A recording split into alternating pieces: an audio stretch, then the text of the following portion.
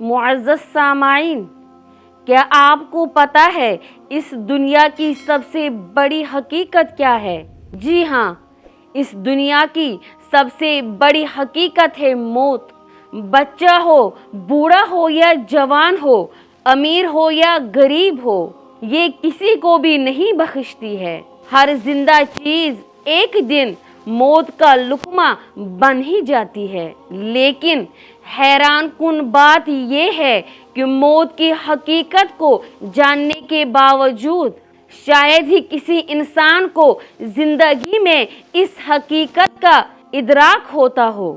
ہر انسان اپنی جگہ پہ فرعون یا قارون بننے کی کوشش میں لگا ہے۔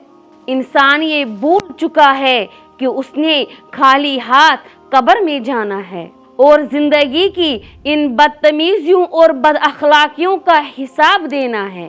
کچھ بھی تو اللہ تبارک و تعالیٰ سے چھپا نہیں ہے۔ اس دنیا کا حساب اور اس دنیا کی سزا تو کچھ بھی نہیں ہے۔ وہاں کا حساب و کتاب اور وہاں کی سزا جو قرآن کریم میں بتائی گئی ہے بہت سخت ہوگی، جس کا یہاں تصور بھی نہیں کیا جا سکتا ہے۔ یہ سب کچھ جاننے کے باوجود بھی انسان گناہ کی زندگی سے باز نہیں آتا ہے۔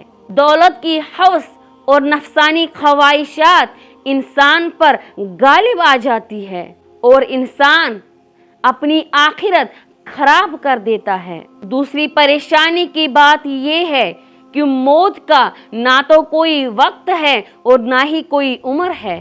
اللہ تعالیٰ کا اپنا قانون ہے جس کے مطابق زندگی کی گاڑی چلتی ہے۔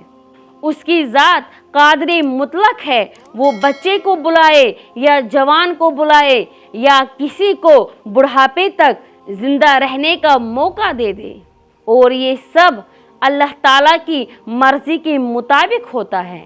دوسرے مذاہب کا تو مجھے علم نہیں، لیکن کم از کم اسلام میں یہ اچھائی ضرور ہے کہ جیسے جیسے انسان بڑھاپے کی طرف بڑھتا ہے، اپنی اصلاح کرنے کی کوشش کرتا ہے اور اپنے گناہوں کی معافی مانگ کر اللہ تعالیٰ کی بندگی اور اس کی قربت کے حصول میں لگ جاتا ہے۔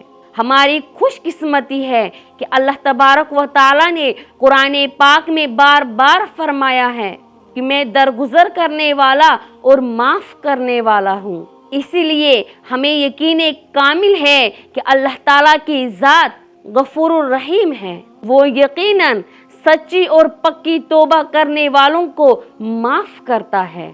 اللہ تعالیٰ سے دعا ہے کہ اللہ تعالیٰ ہم سب کو مرنے سے پہلے موت کی تیاری کرنے کی توفیق عطا فرمائے۔ ملتے ہیں دوبارہ کسی نئے موضوع کے ساتھ، تب تک کے لیے اللہ حافظ۔